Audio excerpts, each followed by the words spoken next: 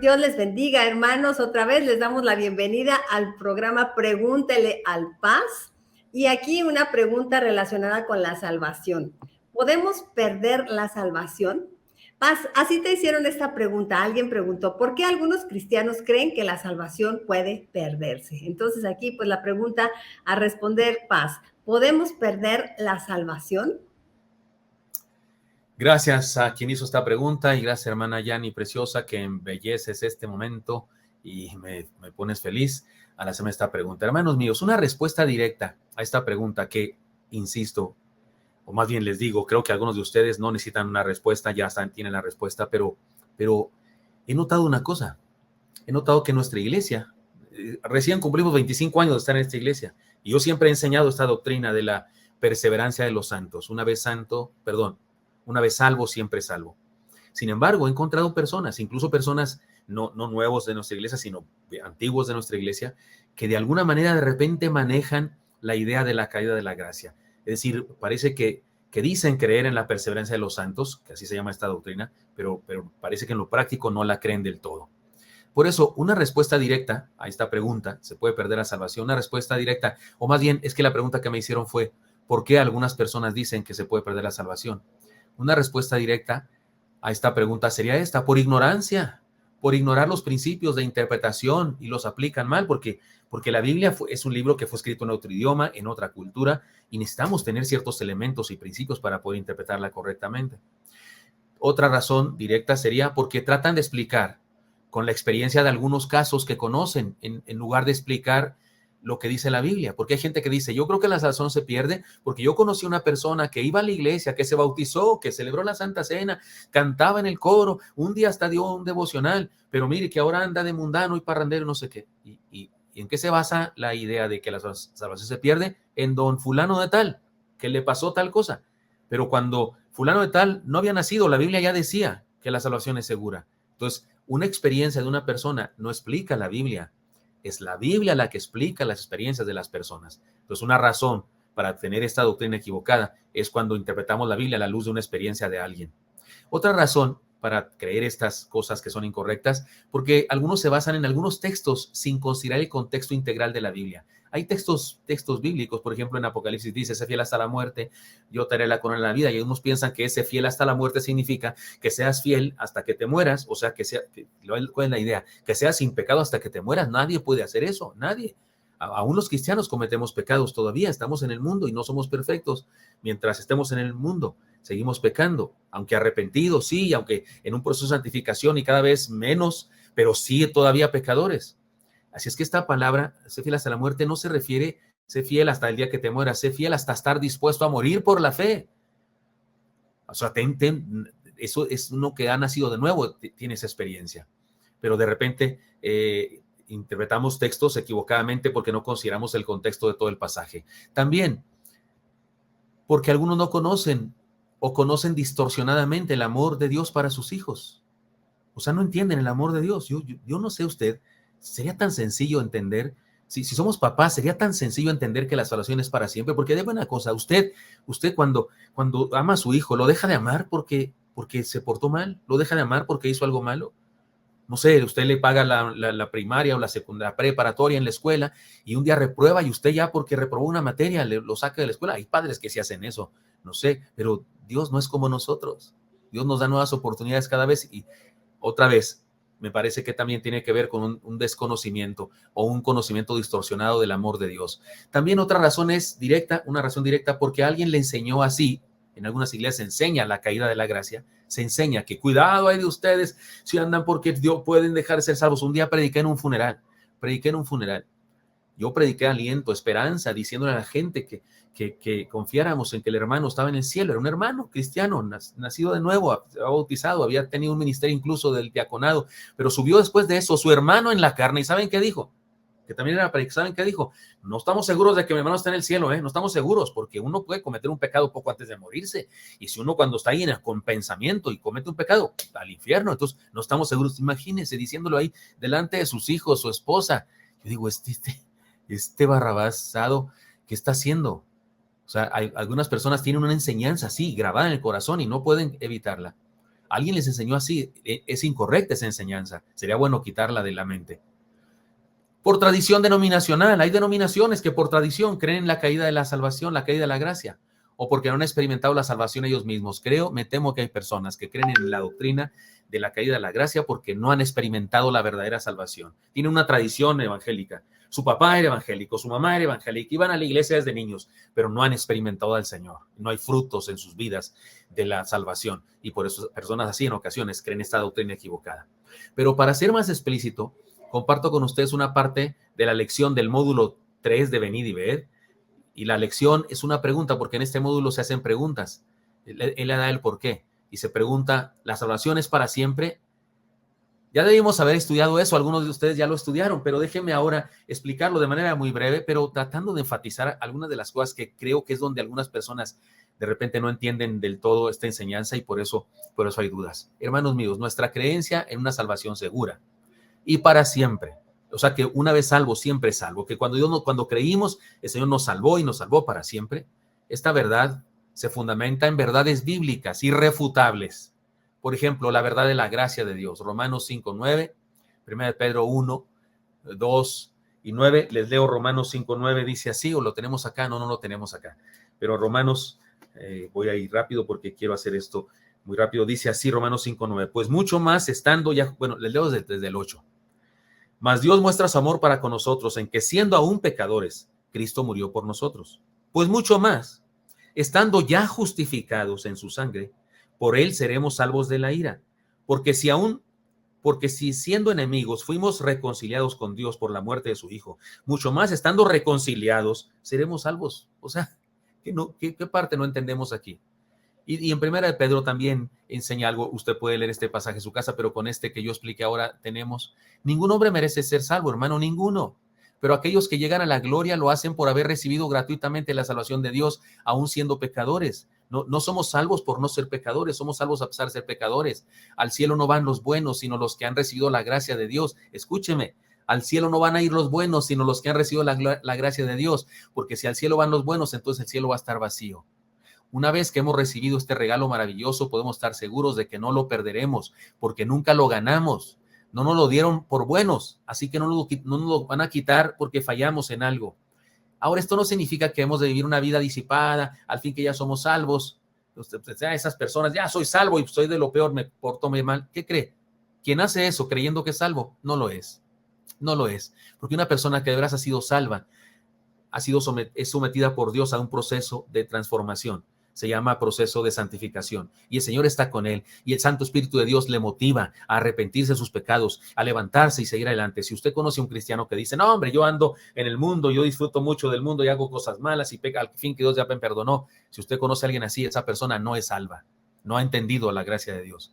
La gracia de Dios no es un permiso para pecar, no, es una gran motivación para ser mejor cada vez. Quien hace esto que le estoy diciendo no ha sido salvo realmente.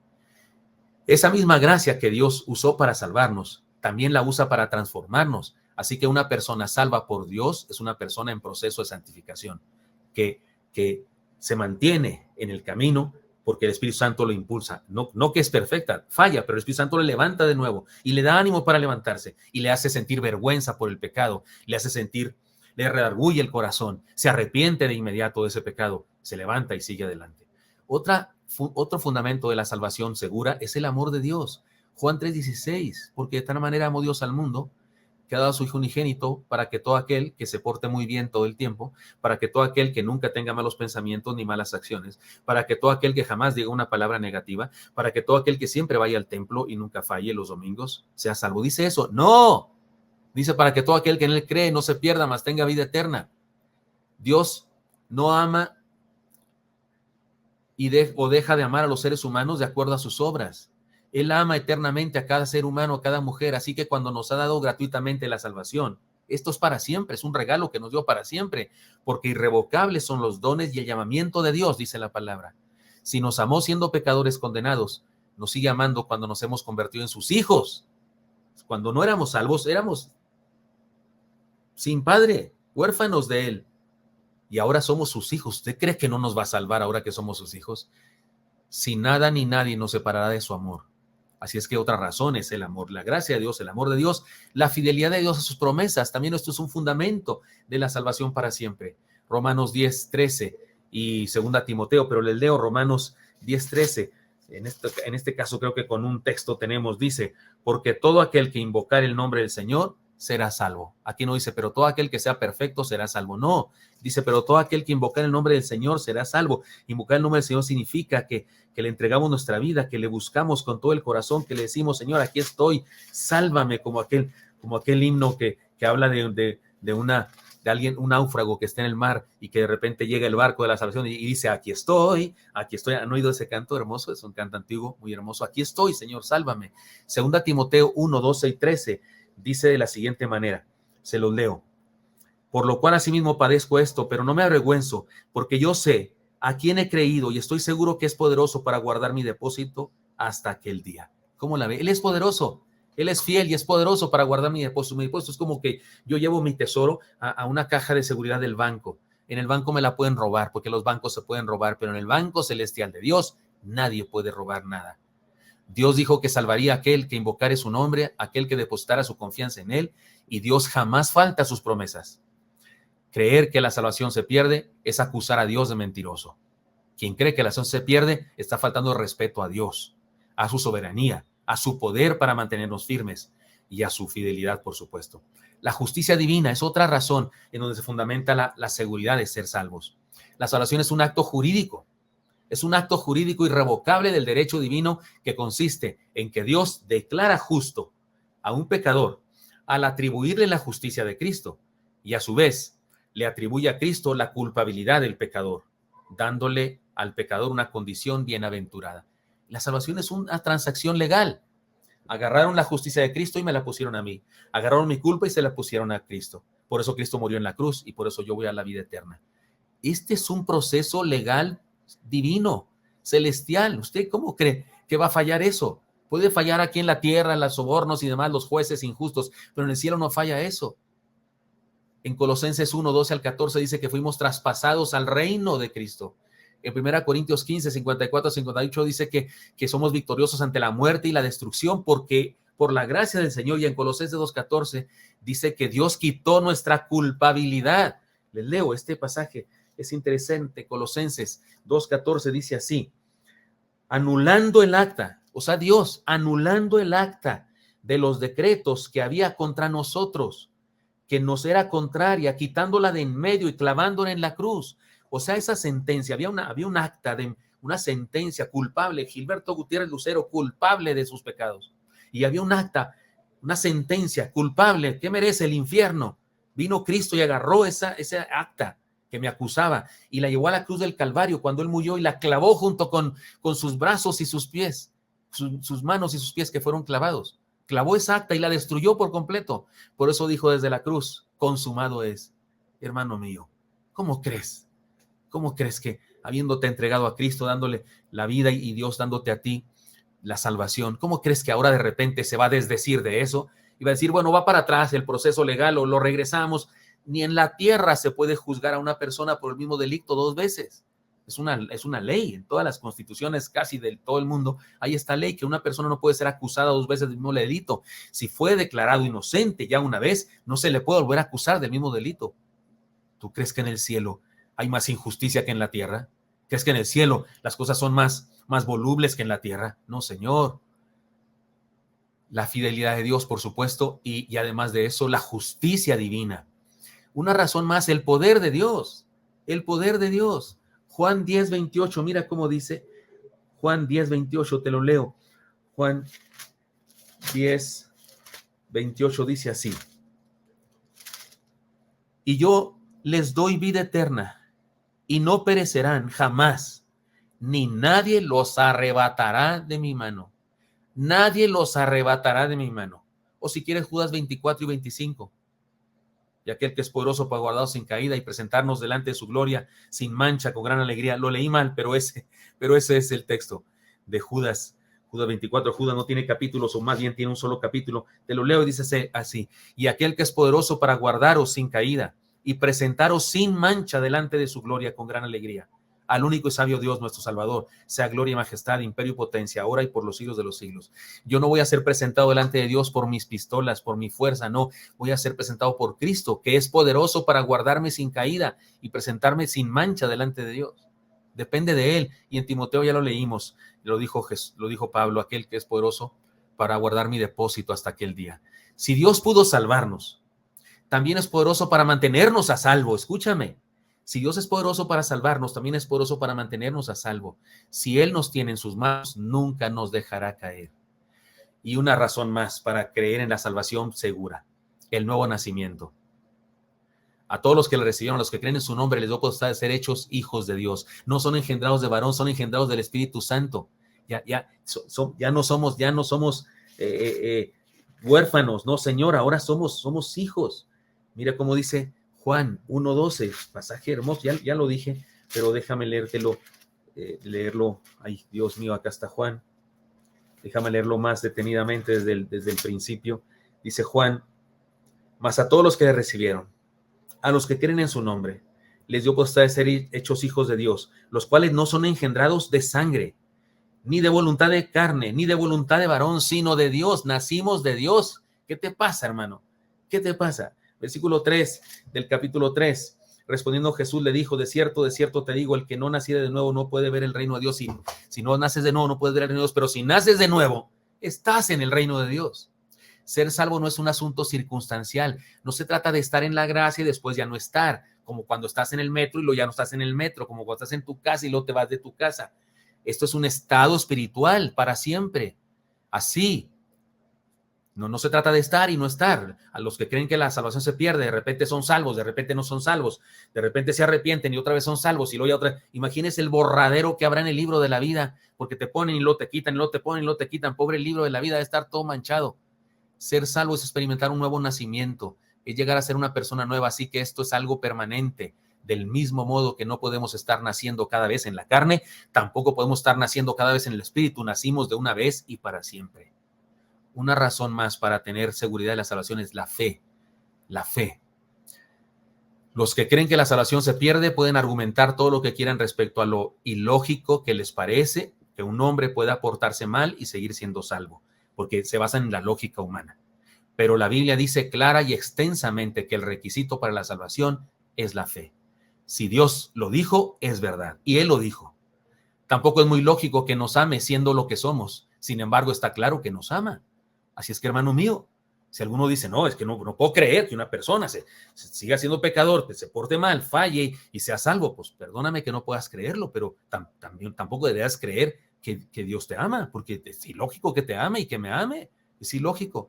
Pero Juan 3:18, mira cómo dice Juan 3:18. El que en él cree no es condenado, pero el que no cree ya ha sido condenado porque no ha creído en el nombre del unigénito Hijo de Dios. Aquí hay una parte negativa, el que no cree está condenado, pero la primera parte dice el que cree y ya no es condenado. ¿Qué parte de no es condenado? No entendemos. Y en Juan 5:24 dice: de cierto os digo, el que oye mi palabra y cree al que me envió tiene vida eterna y no vendrá condenación, mas ha pasado de muerte a vida. Y hay más textos, pero en esta ocasión quiero responderlo así. Que, hermanos míos, los que creen que la salvación se pierde pueden argumentar todo lo que quieran, pero la Biblia dice que la salvación es para siempre. Si hemos creído en el Señor, le hemos entregado nuestra vida. Ahora, respuestas claras para tener amistades largas, como dicen por ahí. ¿Se pierde la salvación? No se puede perder lo que no hemos ganado. Fue un regalo y el que nos lo dio no nos lo quita jamás, porque tiene palabra, no es como nosotros. ¿Se deja de ser salvo por portarnos mal? No, porque no hemos sido salvos por portarnos bien. Si hubiésemos sido salvos por portarnos bien, podríamos perder la salvación cada rato, pero fuimos salvados a pesar de que nos portábamos mal. Por eso no se puede perder la salvación, por eso, porque la gracia de Dios sigue siendo gracia. ¿Qué es creer? Alguien me dijo cuando le expliqué esto, ¿qué es creer entonces? Creer es un acto único, irreversible, de total aceptación de Jesucristo. Quien lo hace nunca se retracta porque pertenece a Dios. Si tú dices, yo conozco una persona que decía creer y ahora dice que no cree. Creo que nunca creyó. Seguramente nunca creyó. Alguien que cree permanece creyendo. Ahí donde dice Juan 3:16, para que todo aquel que en él cree, en una traducción más exacta sería para que todo aquel que se convierta en un creedor, se convierta en un creyente, en uno que cree permanentemente. No es solamente un ejercicio mental creer, no, es una conversión de la vida eterna. ¿Qué es un apóstata? Porque la Biblia habla de la apostasía. Alguien que nunca nació de nuevo realmente, como dice segunda de Pedro 2, 20 al 22. Esto lo voy a explicar en otra pregunta que me hicieron también, lo sé porque he leído todas las preguntas que hasta ahora me han hecho, pero en segunda de Pedro se habla de algo que a algunas personas les cuesta mucho trabajo entender y porque ahí segunda de Pedro 2, 20 al 22 dice así, segunda de Pedro 2, 20 al 22, lo voy a explicar muy brevemente. Dice, segunda de Pedro 2, 20, ciertamente si habiéndose ellos escapado de las contaminaciones del mundo por el conocimiento del Señor y Salvador Jesucristo, enredándose otra vez en ellas, son vencidos, su postrer estado viene a ser peor que el primero, porque mejor les hubiera sido no haber conocido el camino de la justicia que después haberlo conocido, volverse atrás al santo mandamiento que les fue dado. Pero les ha acontecido lo del verdadero proverbio, el perro vuelve a su vómito y a la puerca lavada a revolcarse en el cieno. Y ahí está, pastor, sí, se puede uno caer de la salvación. No, una puerca lavada nunca fue otra cosa que una puerca. Un perro que vuelve a su vómito no es otra cosa que un perro. Pero usted y yo no somos eso. A usted y a mí Dios nos transformó y nos convirtió en sus hijos. Y usted y yo no somos un puerco para ir al cielo. Porque si usted tiene a un niño chiquito, a un niño pequeño no le gusta el cielo. A un niño chiquito no le gusta irse al lodazal. Huele feo, hay suciedad, le da frío. ¿Quién se va al lodazal? Una puerca. Usted la puede lavar, la puerca, la puede lavar, poner odorono, poner perfume, pero si es puerca, seguirá en el cielo. Pero cuando usted es transformado en un hijo de Dios, usted no vuelve allá. ¿Por qué me siento perdido? Dicen algunos, ¿por qué me siento perdido cuando he pecado? Porque puedo perder el gozo de la salvación. En el Salmo 51 le dice David a Dios, vuélveme el gozo de mi salvación y espíritu noble me sustente. David había perdido el gozo de su salvación, pero no había perdido la salvación, pero sí el gozo de saberse salvo. Nota importante, debemos entender que la Biblia interpreta nuestra experiencia y nuestra experiencia no tiene autoridad para interpretar la Biblia. Si usted conoció a una persona que viene a la iglesia y ahora anda de mundano, esa persona no da razones para interpretar la Biblia. La Biblia nos da razones para interpretar su experiencia. Y con todo respeto que me merece cualquier persona, este pasaje, cuando habla del perro que vuelve a su vómito y cuando habla de la puerca lavada que vuelve al cieno, lo explica perfectamente. Un ser vuelve a donde pertenece, porque eso es. Pero cuando ha sido salvado por el Señor, no vuelve allá, porque no pertenece allá. La salvación es segura y es para siempre, porque no depende de nosotros, sino de aquel que la ganó para dárnosla por gracia, por medio de la fe. Sé que esta ha sido una pregunta muy importante y por eso he tomado un poco de más de tiempo que tomaré en todas las demás preguntas, pero espero que esta sea útil para usted. Hermano, si usted es salvo, si usted le ha entregado su vida a Jesucristo, usted es salvo, siempre salvo. Tenga la confianza y la seguridad de la salvación que Dios le dio a usted. Amén.